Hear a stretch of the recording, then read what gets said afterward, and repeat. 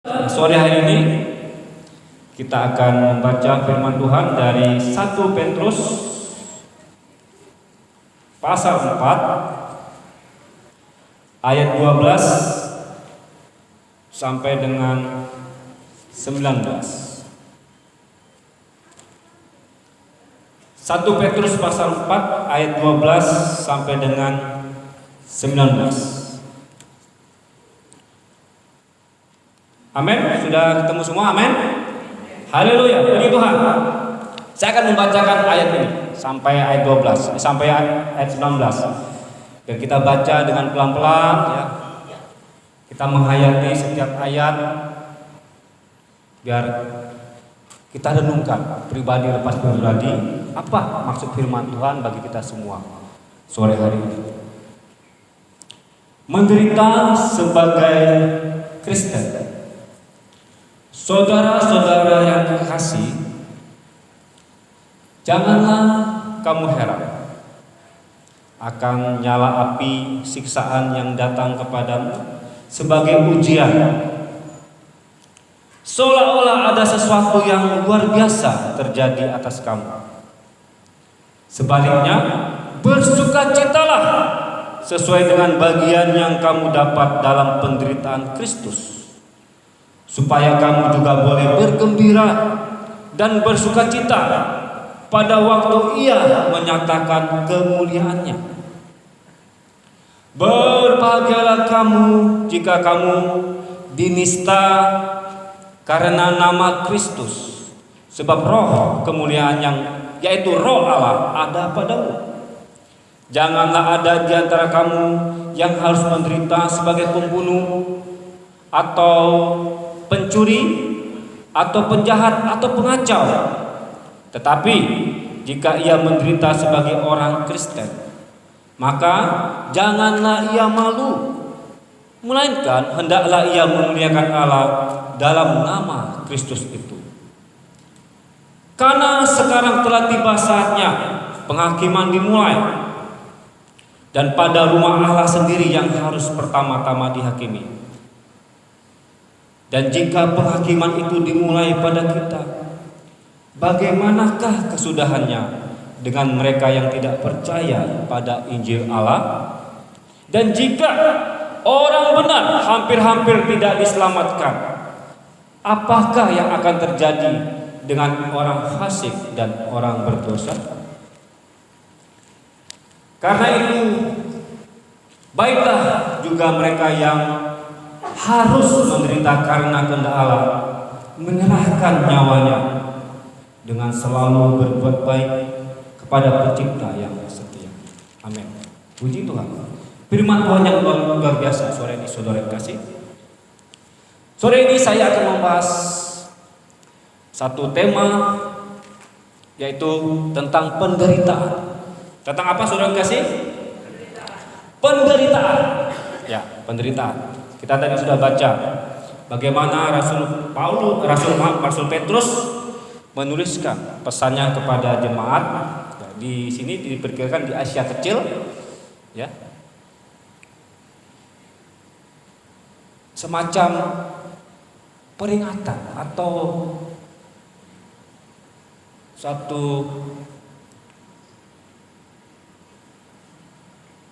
pencegahan, seperti itu, pencegahan, ya, boleh sekatakan pencegahan kepada jemaat Kristen pada saat itu, bahwa ketika penderitaan datang, ketika penganiayaan datang, jangan shock, jangan kaget, jangan terheran-heran. Itu kira-kira ringkasannya, saudara kasih. Baiklah, saudara kasih, apa itu sebenarnya penderitaan? Penderitaan itu kalau saya sudah baca beberapa tema yang saya baca, yaitu disebabkan dua hal, ya, secara Kristen, ya. Pertama, penderitaan karena kemanusiaan itu sendiri, ya, karena kemanusiaan, karena humanity, ya, karena kemanusiaan, karena kodrat manusia itu sendiri, makanya manusia itu bisa menderita. Kalau kita melihat secara asal mula, saudara yang kasih, Adam dan Hawa waktu di Taman Eden, mereka diciptakan Allah begitu baik dan sempurna. Ketika mereka belum jatuh dalam dosa, mereka sempurna, serupa dan segambar dengan Allah.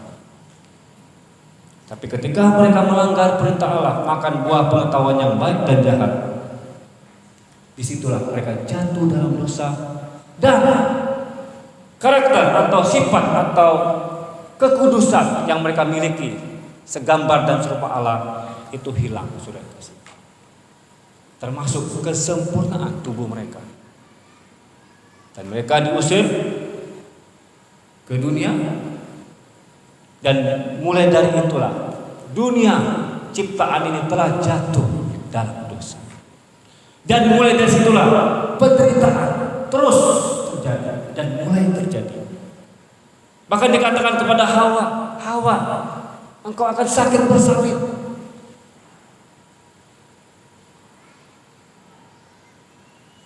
Ibu dari semua perempuan Hawa pertama kali mengalami sakit bersalin. Dan saat ini kaum perempuan yang melahirkan mengalami sakit bersalin. Penderitaan. Tapi gimana? Ada kaum wanita yang operasi apa? Sesar. Tidak mau mengalami sakit bersalin. Oke. Tapi setelah dioperasi sakit nggak? Masih ada rasa sakitnya. Ya, minimal jahitannya tunggu kering bukan? Dan harus hati-hati dulu ya dalam beraktivitas.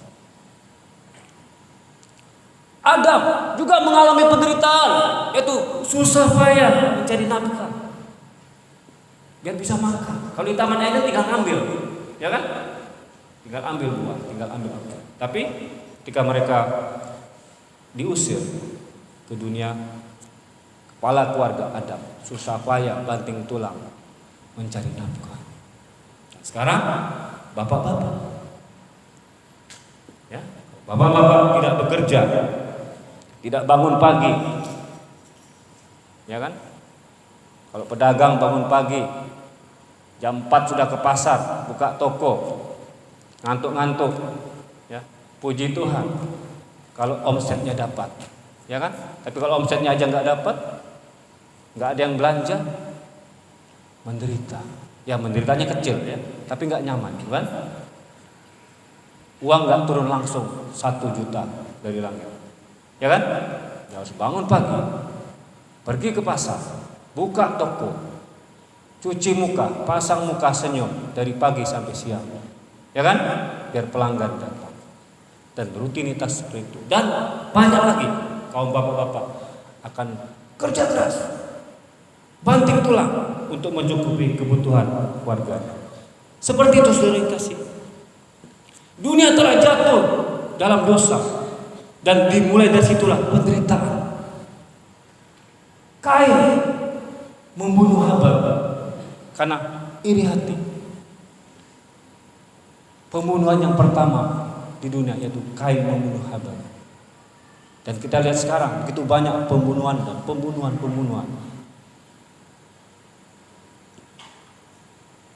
Sakit penyakit, kehilangan, stres, bahkan kematian itu akan dialami oleh manusia. Memang sudah kodratnya seperti itu.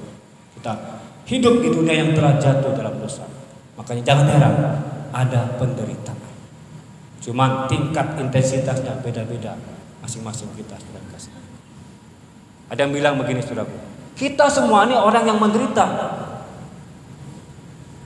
atau kita akan menderita. Ya, saudara kasih, memang seperti itu.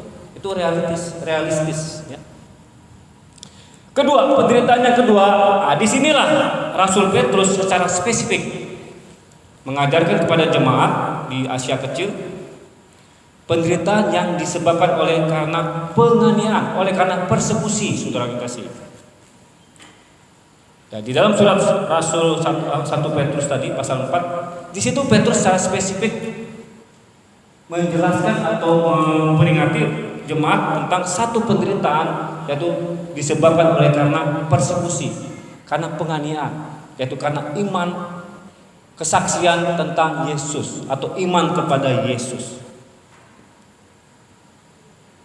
Penderitaan yang seperti ini yang mau kita bahas malam hari ini, saudara yang kasih. Penderitaan karena penganiayaan.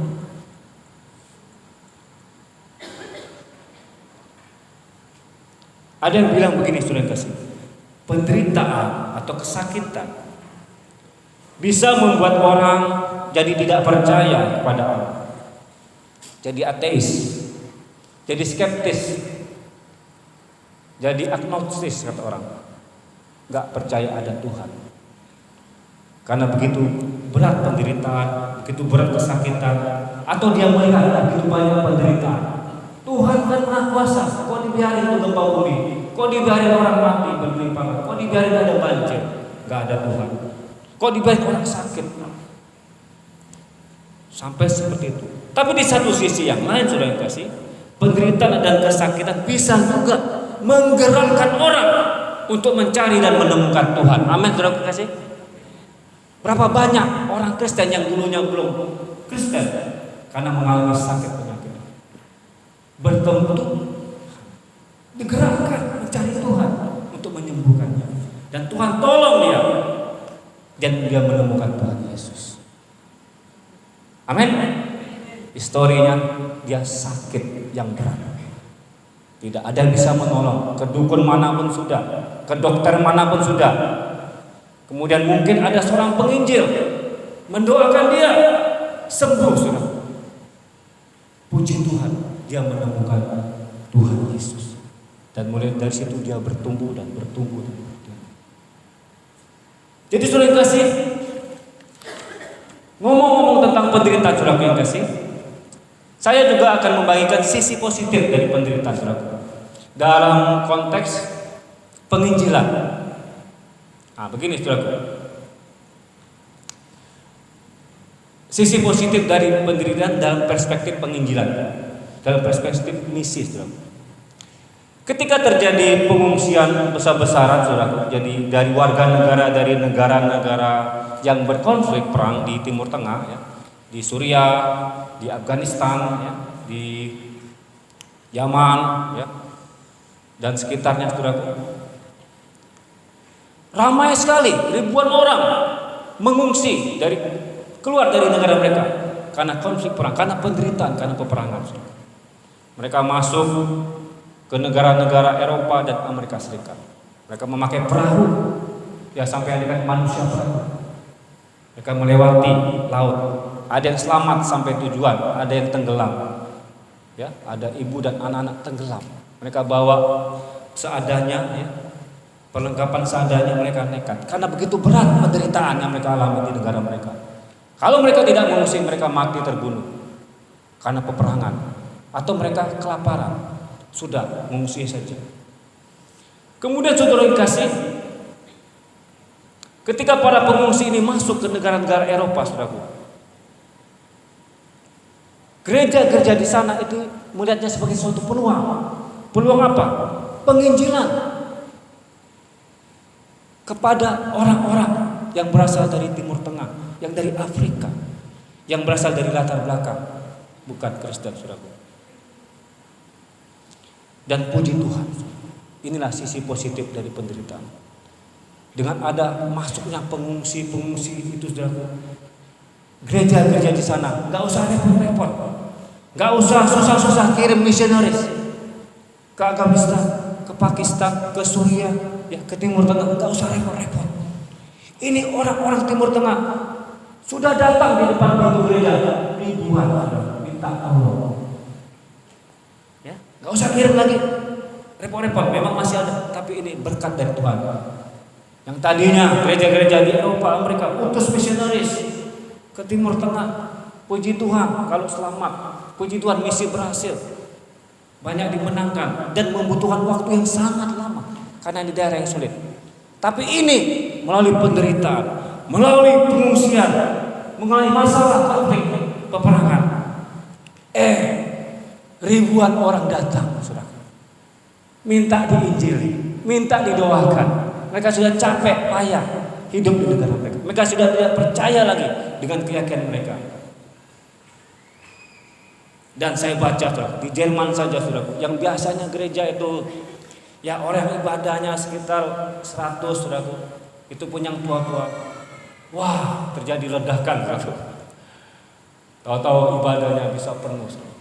Bisa berapa ratus, ya, bahkan yang dibaptis itu dari pagi siang sudah baptis terus. Itu orang-orang Timur Tengah, yang selama ini mungkin tidak kita nyangka bisa seperti itu.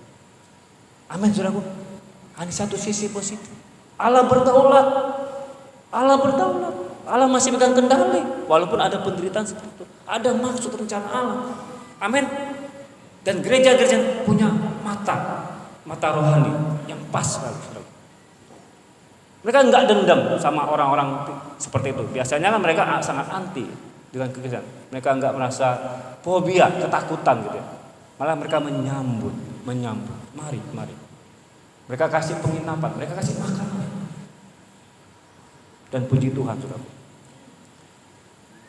Banyak ya orang-orang dari sana percaya dan bertobat. Terima Tuhan Yesus. Dan ada lagi, saudara, sisi positif dari penderitaan dalam konteks penginjilan, saudara. Seperti saat ini kita tahu terjadi epidemik virus corona, saudara, yang berasal dari Wuhan di Cina. Puluhan ribu orang terjangkit virus corona, yang sumbernya ya epicentrumnya berada di Wuhan, saudara. Nah, yang saya catat, saudaraku, terakhir ini, saudaraku, data terakhir sekitar sudah 1.000 lebih, saudaraku, yang meninggal karena virus corona. Di Wuhan saja, saudaraku, itu sekitar 900-an. Jadi kalau di seluruh dunia itu sudah 1.000 lebih. Baik yang di mana? Filipina kemana, atau Singapura atau beberapa lagi, saudaraku, di total itu sudah 1.000 lebih. Belum yang terjangkit, saudaraku. Di seluruh dunia diperkirakan sekarang 42.763 orang terinfeksi virus corona. Jadi sudah 42.000 lebih. Ya, kita tahu sekarang belakangan ini ada warga WNI dari Wuhan di karantina, bukan, di Pulau Natuna. Dan puji Tuhan mereka semua negatif dan sudah dikembalikan ke tempat tinggal mereka masing-masing. Di sini, saudaraku, kita melihat bagaimana orang-orang Kristen yang peka dengan rencana Tuhan melalui penderitaan ini, saudara. Saya membaca, saudara, ada orang-orang Kristen di Wuhan, saudara, di Cina ini memanfaatkan krisis virus corona ini sebagai kesempatan, pintu masuk atau terobosan untuk memberitakan Injil Yesus Kristus kepada orang-orang Wuhan, orang-orang Cina yang belum mengenal Yesus. Apa yang mereka lakukan, saudara kasih? Orang-orang Kristen di Wuhan itu begitu radikal, militan, saudara. Mereka tidak peduli terinfeksi virus corona. Mereka tidak takut. Mereka justru turun ke jalan-jalan sambil membagikan masker kepada orang-orang yang lewat. Mereka membagikan masker dan memberitakan tentang Injil. Mereka share the gospel. Mereka bagikan kabar baik kepada orang-orang yang lain. Mereka memakai masker, mereka bawa masker, mereka tutup badan mereka juga. Itu sebenarnya mereka memakai masker dan mereka tutup badan dengan baju yang seperti jas gitu, saudaraku. Itu juga ada dua fungsinya, saudaraku. Saudara tahu tujuannya? Selain menghindari terinfeksi virus corona, mereka pakai masker, tutup badan dari atas sampai bawah. Itu juga punya tujuan untuk menutupi identitas mereka. Kenapa? Supaya tidak ditangkap oleh polisi. Jadi dia ketahui siapa mukanya. Kenapa seperti itu? Karena di Cina penginjilan terbuka itu dilarang. Resikonya bisa masuk penjara. Wah, luar biasa. Orang-orang Kristen di Wuhan berani, saudara. Kita aja kalau udah tahu wabah virus, ada virus corona, kabur, bukan? Takut, saudara. Buktinya di Natuna, ya kan? Pada protes. Padahal sebangsa setanah air. Ya. Mahasiswa 200 orang datang ke Natuna, mereka demo, kami tidak mau terima mereka. Padahal belum tentu sakit kan? Kami tidak mau, kami terjangkit virus corona. Mereka harus di karantina di kapal di tengah laut. Wah, saudaraku. Satu sisi kalau kita peka, wah sedih saudaraku. Ini saudara sebangsa setanah air aja begini saudaraku. Ya kan? Padahal belum tentu positif virus corona. Tapi orang-orang Kristen di Wuhan justru ke jalan saudara. Cari orang-orang, pakai masker, bagikan masker. Percaya kepada Tuhan Yesus akan menolongmu. Percaya kepada Tuhan Yesus, jalan-jalan dan kebenaran dan hidup. Dan banyak yang doakan dan banyak yang terima Yesus. Bahkan polisi yang melihat itu ada simpati juga, agak simpati juga sama orang-orang Kristen seperti itu. Begitu saudara yang kasih. Jadi kita sebagai murid-murid Tuhan Yesus, kita harus bisa juga memiliki mata seperti itu, mata rohani. Ketika melihat penderitaan, kesusahan yang orang alami, peluang. Amin. Itu peluang untuk memberitakan kabar baik. Biasanya orang-orang yang susah, menderita sakit penyakit, wah udah hopeless. Ibaratnya kalau saya mau katakan bahasanya Tuhan Yesus itu ladang telah menguning, siap dituai. Amin. Tuai lah, gampang nuai karena ladang sudah menguning. Jangan sampai busuk. Puji Tuhan, saudara kasih. Mari kita akan membaca 1 Petrus pasal 4 ayat 12. Kita akan membahas surat Rasul Petrus ini. 1 Petrus pasal 4 ayat 12 saya akan bacakan. Saudara-saudara yang kekasih, janganlah kamu heran akan nyala api siksaan yang datang kepadamu sebagai ujian, seolah-olah ada sesuatu yang luar biasa terjadi atas kamu. Saudara yang kasih, kita baca tadi ada beberapa kata, yaitu nyala api siksaan yang datang kepadamu sebagai ujian. Bahkan Petrus berkata, janganlah kamu heran. Dalam kata ini, janganlah kamu shock, janganlah kamu surprise, janganlah kamu terkaget-kaget, janganlah kamu merasa oh nggak nyangka, oh nggak mungkin, oh nggak bisa. Situ kaget ya, shock. Kok bisa orang Kristen yang taat, yang berbuat benar, yang sungguh-sungguh ikut Tuhan, dikatakan akan mengalami penderitaan. Di sini dikatakan nyala api siksaan sebagai ujian. Beginilah saudaraku masalahnya. Begini saudaraku. Kalau kita lebih mendalami saudaraku, ada ide yang mengajarkan seperti ini saudaraku. Kalau seseorang Kristen melakukan kehendak Allah, jadi posisi pusat kehendak Allah, orang itu pasti tidak akan mengalami kesusahan. Orang itu pasti tidak mengalami penderitaan. Ide seperti itu tidak alkitabiah. Bahkan saya mau katakan, ketika orang itu melakukan kehendak Allah, di pusat kehendak Allah, jangan-jangan di situ dia mungkin mengalami pusat penderitaan. Itu baru alkitabiah. No cross, no crown. No cross, no crown. Ini satu ungkapan dari tahun 1669 dari William Penn. Sampai sekarang sering diulang-ulang di gereja. No cross, no crown. Tidak ada salib, tidak ada mahkota. Tidak ada salib, tidak ada mahkota, tidak ada kemuliaan. Makanya perlu mengalami nyala api siksa sebagai ujian. Itu salib, saudara. Salib. Kita tidak bisa mendapatkan emas tanpa api. Kita tidak bisa mendapatkan warisan kemuliaan Allah tanpa mengalami penderitaan, nyala api pemurnian. Ayub berkata, saudaraku, dalam Ayub pasal 23 ayat 10. Saudara-saudara tahu Ayub? Pasti tahu. Ya kan? Kurang saleh apa Ayub? Ya kan? Kurang suci apa Ayub? Kurang benar apa di mata Tuhan? Ya kan? Tapi Allah izinkan iblis mengetes, menguji. Ya? Iblis ini iseng, ya, keliling, cari orang-orang yang saleh, cari orang-orang yang taat, cari orang-orang yang beribadah, cari orang yang takut akan Tuhan. Iblis gak peduli dengan orang Kristen nominal, tahu Kristen nominal?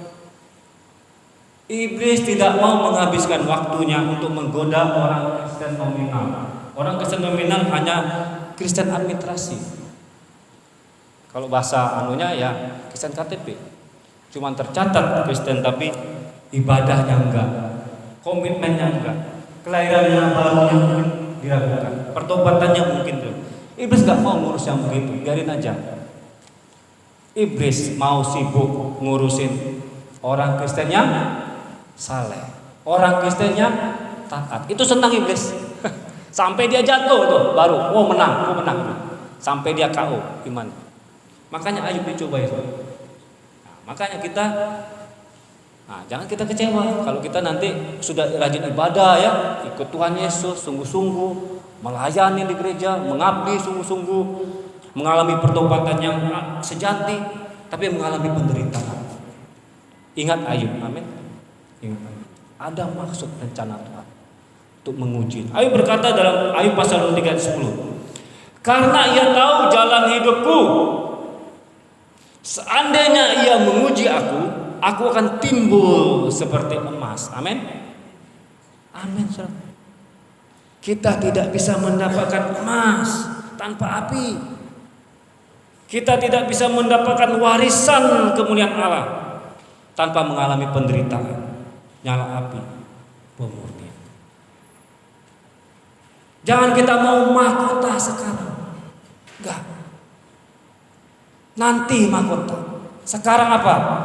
Pikul salib, sangkal diri. Itu sekarang. Yesus berkata, barang siapa tidak memikul salibnya dan mengikut aku dan menyangkal diri, tidak bisa menjadi murid-muridku. Amin. Mahkotanya nanti, saudara yang kasih. Sekarang salib. Yang terbaik dalam hidup kita bukan sekarang, nanti di dalam kekekalan. Itulah yang terbaik, bukan sekarang. Sekarang ini salib. Sekarang ini pergumulan. Sekarang ini bagaimana kita memberitakan Injil, bagaimana kita memenangkan banyak jiwa. Siap ditolak, siap dianiaya, siap dikucilkan, bahkan siap kehilangan apapun, bayar harga ikut Yesus. Kekristenan yang mengalami penderitaan karena nama Yesus adalah kekristenan yang normal. Bukan sesuatu yang mengherankan. Petrus berkata tadi, jangan heran, jangan anggap itu sesuatu yang luar biasa, biasa-biasa aja. Itu wajar. Kalau kau menderita karena nama Yesus. Nabi-nabi saja menderita. Yesus bilang, berbagailah orang yang dianiaya oleh karena aku, kata Yesus. Bergembira dan bersukacitalah, upahmu besar di surga. Nabi-nabi dulu juga dianiaya. Apalagi kita. Orang Kristen yang gurunya Yesus juga menderita demi kita, menembus dosa kita di kayu salib. Begitu juga murid-murid. Amin. Kerinduanku adalah mengalami persekutuan, penderitaan bersama Yesus, kata Paulus. Jadi kekristenan yang mengalami penderitaan itu normal. Alkitab iya. Tapi justru kekristenan yang tidak pernah menderita karena nama Yesus itu patut dipertanyakan. Kemurnian iman. Benarkah saat ini banyak orang Kristen yang menderita karena iman, saudara? Benar kan? Kita melihat begitu banyak gereja besar. Sepertinya orang Kristen itu happy semua, ya, berpunya, Seperti yang kita lihat. Mungkin di Amerika kita lihat orang Kristen, wah, kaya-kaya, ya, hebat-hebat, sukses semua, happy-happy, senang-senang. Benarkah seperti itu? Atau lihat di negeri kita sendiri, ya, gereja besar-besar, bagus-bagus. Masa orang Kristen susah, menderita? Oh, nanti dulu, saudaraku. Saya baca sebuah riset, saudaraku. Menurut riset, ya, ini saya akan baca, saudaraku. 2/3 dari sekitar 2 miliar orang Kristen, saudaraku, sekitar 2 miliar lebih di seluruh dunia, itu tinggal di negara-negara yang berbahaya, saudaraku. Rata-rata itu mereka miskin dan minoritas. Menjadi orang Kristen di negara-negara tersebut penuh resiko, saudaraku. Penuh tantangan. Kalau nyanyiin lagunya, yang cocoknya lagunya gitu. Saya mau iring Yesus. Itu lagunya, saudara. Sampai nangis-nangis. Saya mau iring Yesus sampai selama-lamanya. Itu orang Kristen yang di India. Lagi ibadah digedor sama orang-orang fanatik. Cocok lagunya. Meskipun saya susah menderita dalam dunia, saya mau iring ya. Duduk. Keluar semua. Kenapa sini? Kenapa ibadah sini? Kenapa berdoa sini? Keluar semua. Orang Kristen keluar semua. Gitu, saudara. Ditendang, saudara. Ada yang dibunuh. Itu di India. Nah, lagunya cocok yang kayak gitu, saudara. Nyata, saudara. Kena gitu ya. Pas. Saudara enggak sih? Menurut data saja, saudaraku, saya bacakan, saudaraku. Ternyata sekitar, ini riset saya baca-baca di mana yang paling dipercaya. Saya tidak sebutin namanya, tapi saudaraku bisa cek di internet, saudaraku. Sekitar 7 sampai 8.000 orang Kristen itu martir, saudaraku. Setiap tahun. Martir artinya mati karena iman, mati karena bersaksi tentang Yesus, mati karena keyakinan, bukan karena berbuat jahat, karena perang, karena keyakinan, karena dia orang Kristen, dia dibunuh. Itu saja alasannya. Karena dia orang Kristen, karena dia ke gereja, ibadah, berdoa kepada Tuhan Yesus. Itu saja alasannya. Bukan karena politik, bukan karena sentimen suku, bukan, karena dia orang Kristen. Ini kategorinya seperti itu. Martir itu seperti itu, saudaraku. Jadi orang Kristen yang martir itu diperkirakan setiap tahun ada sekitar 7.000 sampai 8.000 orang, saudaraku. Juga setiap harinya sekitar ada 8 orang Kristen martir, mati martir. Kemudian setiap minggu saja ada 182 gereja itu diserang, dihancurkan, saudara. Dan ada 309 orang Kristen setiap bulan dipenjara dengan tidak adil karena iman. 309 orang per bulan dipenjara dengan tidak adil, mungkin dengan dakwaannya nggak jelas, padahal sebenarnya karena dia orang Kristen aja. Dan negara itu keras kepada orang Kristen, itu doang. Karena lingkungannya fanatik, nggak mau ada orang Kristen. Itu saja alasannya dipenjara. Nanti dicari-cari alasannya apa gitu gini. Itu setiap bulannya 309 orang. Menurut data Open Doors, namanya Open Doors nih, tahun 2020 data terakhir, ada 10 negara yang paling sulit menjadi pengikut Yesus. Paling sulit kalau kita jadi orang Kristen di sana, risikonya tinggi, saudaraku. Yaitu yang pertama, ada 10 besar. Pertama itu Korea Utara, negara komunis, ya, Korea Utara. Gak usah diceritain kejamnya di sana, nanti cek di internet saja bagaimana orang Kristen Korea Utara itu begitu menderita, saudara. Doa susah, baca kitab susah, saudara. Ke gereja susah, ibadah susah benar, saudara. Risikonya nyawa, saudara. Kedua itu Afghanistan. Ketiga Somalia. Kemudian keempat itu Libya. Kelima Pakistan. Keenam Eritrea. Ketujuh Sudan. Kedelapan Yaman. Kesembilan Iran. Dan yang ke-10 India. Ini 10 top besar. Sulit jadi orang Kristen di sana. Orang Kristen di sana minoritas dan miskin. Lagunya kayak tadi cocok, saudara. Pas untuk mereka, saudara.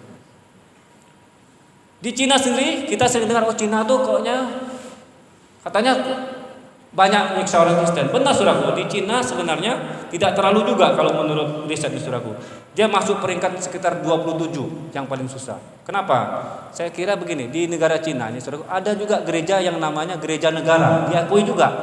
Ya, gereja yang terdaftar, yang resmi. Gereja patriot, ya gereja resmi itu. Jadi di gereja itu sudah ditetapkan pendetanya siapa, semacam pegawai negeri saudaraku. Khotbahnya sudah disensor, ya. Jemaatnya didata semua, khotbah-khotbahnya harus ada masukin komunis hebat gitu saudara. Pemimpin Cina tuh hebat, ada khotbah-khotbah disensor. Itu memang ada sekitar 30 juta. Sisanya tuh orang-orang Kristen di bawah tanah, underground.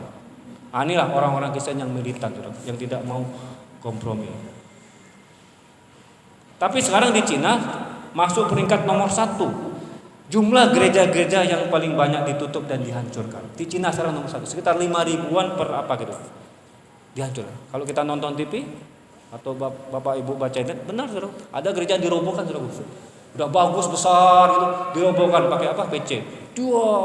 Salibnya disuruh turun. Bagus salibnya di tengah kota disuruh turun. Itu lagi tren sekarang. Ya, Cina lagi mengurangi agama-agama. Termasuk agama Islam juga, ya. Mereka yang dikarantina di satu tempat, dicuci otaknya lagi. Orang kita juga ngalamin seperti itu, ya. Penyiksaan, penganiayaan oleh karena iman kepada Tuhan Yesus. Melihat fakta seperti ini kita setuju juga saudara, apa yang dipesankan Rasul Petrus. Ternyata benar. Penderitaan karena ikut Yesus ternyata tidak hanya dari awal abad pertama gereja mula-mula sampai sekarang masih ada. Menurut riset tadi. Di kita juga saya kira ada, saudara. Cuman belum ada catatan yang resmi. Di zaman Orde Baru saja, saudara, banyak gereja di Tasikmalaya itu dibakar, ya. Ada pendetanya dibunuh, hangus itu. Ada. Ada buku dulu saya baca dijilid sebagai dokumentasi. Apakah sekarang ini penderitaan yang kita alami sebagai gereja di negeri kita yaitu sulit untuk membangun tempat ibadah, ya. Ada gereja sudah ada IMB bukan? Dibatalin, suruh batalin. Sudah ada IMB. IMB-nya bisa batal, saudara. Itu termasuk penganiayaan, saudara, karena iman. Dan seterusnya. Tapi puji Tuhan, saudara, Rasul Petrus mengingatkan kita. Justru itu ujian bagi kita yang kita perlukan untuk apa? Membuktikan kemurnian iman kita. Membuktikan kesejatian iman kita. Kita juga harus introspeksi. Sudah murni belum imanku ikut Tuhan Yesus? Gimana biar aku tahu aku murni atau tidak, aku sejati? Ya melalui cobaan, melalui ujian, gak bisa tidak. Melalui penderitaan, saudara. Gak bisa tidak, saudara. Kalau mengetahui kualitas iman kita, harus lewati api, baru muncul kita dari dalam diri kita itu keluar apa? Ibarat odol, saudara. Jadi penderitaan itu tekanan, pressure, odol, pasta gigi bukan? Tahu? Nah, ditekan dulu kan, cet, keluar odolnya kan? Nah, odol nih keluarnya. Jangan cet, toto cuma air. Nah, berarti nggak asli. Asli itu. Kita mau membuktikan isi hati dan pikiran kita harus ditekan dulu, baru keluar. Sejati atau tidak iman kita. Saudara yang kasih, Perjanjian Lama mengajarkan kita juga. Pasti saudara yang tahu, Sadrak, Mesak, Abednego bukan? Dilemparkan ke dalam perapian yang menyala. Sembah patung emas dari Raja Nebukadnezar atau mati atau masuk nyala api. Mereka bilang, kami tetap menyembah Allah. Tidak ditolong pun kami tetap menyembah Allah. Karena kami percaya Allah yang maha besar, Allah berdaulat. Mereka dimasukkan nyala api. Apa yang terjadi? Tidak terbakar sedikit pun. Rambutnya semua tidak ada. Tidak ada bau hangus. Cuman tali-talinya saja. Atau orang-orang yang membawanya mati. Dan Raja Nebukadnezar salut kepada Allah Israel. Amin. Allahnya Sadrak, Mesak, dan Abednego. Dan mereka dinaiki jabatan. Itu Perjanjian Lama mengajarkan kita seperti itu. Yusuf, saudaraku, bukan Yusuf langsung jadi perdana menteri, saudaraku, enggak. Ya kan? Dia dijual dulu sebagai budak, masuk ke sumur, dijual sebagai budak, di penjara. Udah namanya seperti sudah hilang dari penjara, saudara, kalau orang di penjara. Tapi Tuhan ingat Allah berdaulat, punya rencana yang khusus bagi Yusuf. Dari penjara yang gelap dia dipromosikan. Amin. Dipromosikan dan dia menjadi orang kedua di Mesir. Itulah kedaulatan Allah. Di dalam penderitaan kita, di dalam kesusahan kita ingat Allah berdaulat. Allah masih pegang kendali. Amin. Allah masih pegang kendali. Kekristenan yang gampangan, saudaraku, yang iman gampangan, yang stagnan,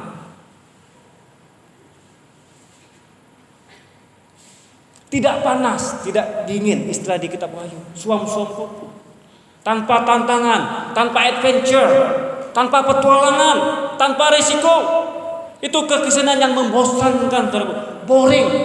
Kalau Kristen yang gitu, boring, saudaraku.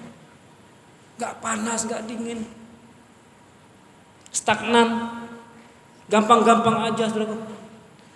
Kalau menurut saya itu kekristenan yang boring, membosankan. Gak ada adventure. Amin. Karena kekristenan itu sebenarnya adventure, petualangan, saudara. Kekristenan itu sebenarnya movement, gerakan, saudara. Bukan institusi yang kaku, saudara. Movement. Dari kisah para rasul itu gerakan. Anti kemapanan, saudara. Saya sendiri setuju dengan kalimat ini. Jadi kalau kekristenan tanpa tantangan, tanpa adventure, saudara, boring, saudara. Saudara yang kasih, jadi apakah yang dimaksud dengan nyala api siksaan di sini, saudaraku? Menurut Wycliffe, saudaraku, kita lihat nyala api di sini bisa berarti kalau secara konteksnya, saudaraku, itu pada masa saat itu di bawah pemerintahan Kaisar Nero ada penganiayaan di bawah perintah Kaisar Nero. Ketika orang-orang Kristen dibakar pada malam hari sebagai alat penerangan di taman-taman kerajaan. Petrus yang waktu itu berada di Roma melihat itu dan memperingatkan para jemaat. Jadi Petrus mengacu nyala api siksaan itu benar-benar nyala api secara harfiah, saudara. Benar-benar nyala api orang Kristen yang dibakar oleh Kaisar Nero. Itu konteksnya. Tapi juga kita mau artiin nyala api siksaan ini bisa juga secara metaforis, secara kiasan lah ya. Ya kita alami nyala api siksaan ini secara kiasan. Gak tahu deh secara harfiah gimana. Takut nggak saudara kasih? Benar nggak? Pernah terjadi nggak, saudaraku? Pada abad pernah, saudaraku. Benar-benar beberapa reformer ya, orang-orang reformer itu benar-benar digantung di tiang, dibakar, saudaraku. Ya, John Hus, saudaraku. Ada berapa lagi dibakar di tiang. Ya, kalau Bapak Ibu sempat baca tokoh-tokoh reformasi itu, mereka dibakar. Benar-benar api. Nah, tapi saya katakan ini nyala api, mari kita juga bisa terjemahkan secara metaforis, yaitu kiasan, yaitu berarti dalam arti penderitaan, kesakitan, malapetaka, bencana atau celaka yang dialami orang Kristen karena iman, kesaksian kepada Yesus Kristus yang diizinkan Allah terjadi untuk apa? Ujian, memurnikan iman orang Kristen. Jadi masih dalam kerangka kedaulatan Allah. Amin, saudara yang kasih. Masih dalam rangka kedaulatan Allah. Kadang kita orang Kristen mengalami ujian sedikit, penderitaan sedikit, udah kayaknya nggak percaya, kurang percaya kita kepada Tuhan, kepada Allah. Ini tidak seperti yang Tuhan diajarkan. Oh enggak, saudara. Allah berdaulat. Allah turut bekerja dalam segala sesuatu, amin. Roma pasal 8 ayat 8. Ya. Untuk mendatangkan kebaikan bagi setiap orang yang terpanggil menurut rencananya. Dalam 2 Timotius pasal 3 ayat 12 dikatakan, memang setiap orang yang mau hidup beribadah di dalam Kristus Yesus akan menderita aniaya. Ini pesan Rasul Paulus kepada muridnya Timotius. Paulus itu sudah dikategorikan super rasul, saudaraku. Super rasul ya. Sudah tingkat super kerasulan. Siapa yang bisa menyaingi Paulus ya? Penderitaannya, kesusahannya, komitmennya. Saya sendiri nggak sedikit pun ya, jauh lah ya, saudara. Paulus hebat. Kalau kita mau baca tentang Paulus, waduh, saudara, luar biasa, saudara. Paulus sudah diperingatkan oleh Tuhan Yesus sewaktu dipilih menjadi rasul bahwa Paulus, aku akan memilih engkau sebagai rasul dan ketahuilah engkau akan mengalami banyak penderitaan karena namaku. Dan terbukti banyak sekali penderitaan Rasul Paulus, saudara. Ya. Pernah dilempari batu, pernah dicambuk, pernah hampir karam di kapal, ya. Pernah naik dimasukin dalam keranjang biar nggak ditangkap. Sakit penyakit dialami, bahkan terakhir dia menulis ada duri dalam daging, dalam tubuhnya. Ini beberapa penafsir duri dalam daging ini diartikan bisa secara harfiah. Artinya memang Paulus ada penyakit yang tidak bisa disembuhkan di dalam dirinya. Sengaja itu iblis tuh naruh seperti itu. Tapi Allah berdaulat. Memang maksudnya apa?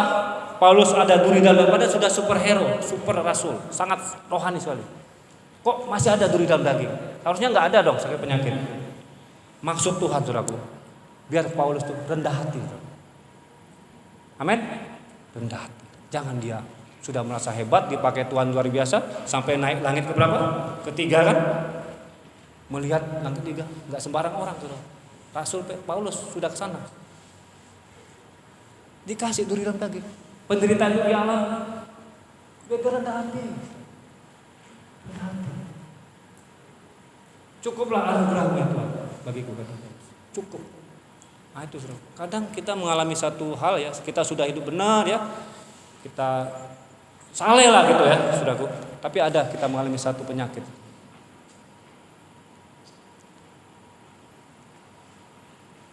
Kadang seperti itu tuh. Tapi mari hadapi, amin. Hadapi. Lewatkan itu semua dengan iman. Itu dalam kontrol dan kendali Allah. Bisa juga untuk memproses karakterku biar semakin murni. Amin. Seperti Rasul Paulus, saudaraku. Juga ya, saya akan bacakan selanjutnya pada ayat 16. Ini ada kata menarik, saudara. Kata malu, saudaraku. Ayat 16, saudaraku. 1 Petrus pasal 4 ayat 16. Tetapi jika ia menderita sebagai orang Kristen, maka janganlah ia malu, melainkan hendaklah ia memuliakan Allah dalam nama Kristus itu. Berapa banyak orang Kristen malu karena orang Kristen, karena menjadi orang Kristen. Seberapa banyak? Saya tidak tahu, saudara. Tapi kadang sifat natural kita, kadang kita malu, saudara, menjadi orang Kristen. Kita malu bersaksi. Kita nggak mau mengalami penolakan. Kita sembunyikan iman kita di tengah lingkungan yang mungkin berbeda dengan kita. Mungkin kita fasik, tapi mereka berusaha mencari tahu siapa kita. Akhirnya kita malu. Petrus sudah mengajak, kok malu? Bicara tentang malu, saudaraku. Petrus ini jagonya, saudaraku. Saudara ingat bagaimana Petrus malu? Ingat? Petrus menyangkal Yesus berapa kali? 3 kali. Ini yang nulis surat sudah pengalaman, saudaraku. Malu nyangkal Yesus. Ketika Yesus diadili, dia berdiri jauh-jauh, kamu dekat-dekat, nggak mau ikut campur, pura-pura nggak kenal, ya kan? Seorang hamba, seorang pembantu. Kamu kan biasa sama Yesus dari Galilea. Kamu mau ngomong apa? Aku nggak ngerti. Sekali kan? Jadi dia malu mengaku Yesus. Terus ketemu lagi seorang hamba. Kamu kan biasa dengan Yesus yang ditangkap tuh, orang dari Nazaret. Aku tidak kenal dia. Wah, padahal dulu makan sama-sama, ya kan? Pernah ditolong, ya, nangkap ikan kan? Banyak, ya. Ikut perjamuan malam, ya, dan segala macam, ya. Aku nggak kenal dia. I don't know him. Aku nggak kenal dia. Yang ketiga, ditanya lagi, ketemu orang. Kamu kan biasa bersama Yesus, jalan-jalan itu pelayanan. Aku tidak kenal dia. Petrus mengalami langsung bagaimana kemanusiaannya yang lemah. Malu mengaku Yesus. Ketika ada risiko, dia bisa ditangkap. Tapi Petrus berubah, puji Tuhan, saudaraku. Ya, sehingga dia menuliskan surat ini. Jangan malu. Ya. Petrus berubah. Petrus mengalami apa, saudaraku? Setelah Yesus bangkit naik ke surga, Roh Kudus dicurahkan, Petrus dibaptis oleh Roh Kudus, amin. Dia menjadi manusia yang berubah dan baru menjadi orang yang pemberani, saudaraku. Dalam Kisah Para Rasul pasal 1 ayat 8, Yesus berkata, ketika Roh Kudus turun atas kamu, kamu akan menerima kuasa, power, ya, untuk menjadi saksiku di Yerusalem, Yudea, Samaria. Itu Petrus mengalami kuasa Roh Kudus, sehingga di waktu dia berkhotbah yang tadinya pemalu, penakut, dia berkhotbah dengan berani di hadapan majelis pemuka agama, ahli Taurat yang jubahnya sangat-sangat, wajahnya sangat, dia dengan percaya diri oleh kuasa Roh Kudus khotbah, bertobatlah, dan 3.000 orang bertobat. Ini Petrus yang menuliskan surat ini, yang sudah mengalami bagaimana pergumulan, penderitaan mengiring Yesus. Saudara yang kasih,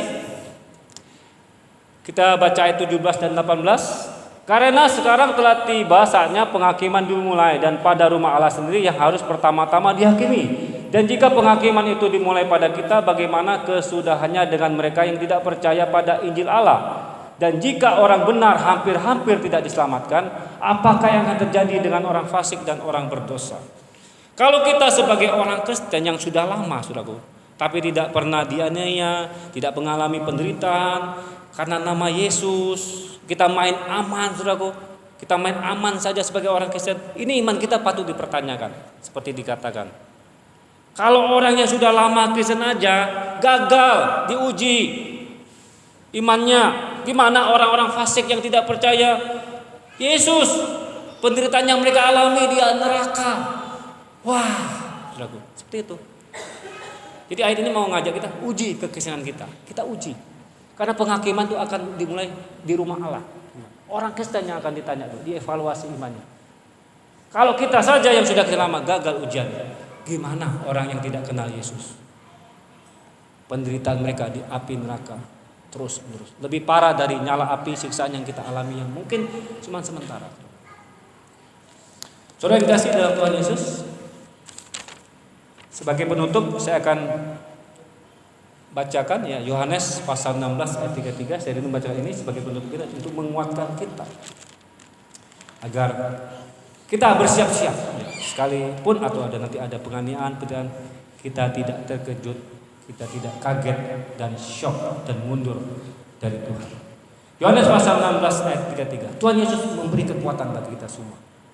Sekalipun kita lagi menderita saat ini atau belum, kita antisipasi kemungkinan seperti itu. Karena Yesus sudah bilang dalam Yohanes pasal 16 ayat 33, semuanya itu kukatakan kepadamu supaya kamu beroleh damai sejahtera dalam aku. Dalam dunia kamu menderita penganiayaan, tetapi ketahuilah, kuatkanlah hatimu. Aku telah mengalahkan dunia. Amin. Itulah kedaulatan Allah. Tetap pegang kendali bagi kita semua. Amin. Firman Tuhan. Sudah kasih. Puji Tuhan. Saya akan berdoa. Bapa yang baik dalam nama Tuhan Yesus, terima kasih Tuhan.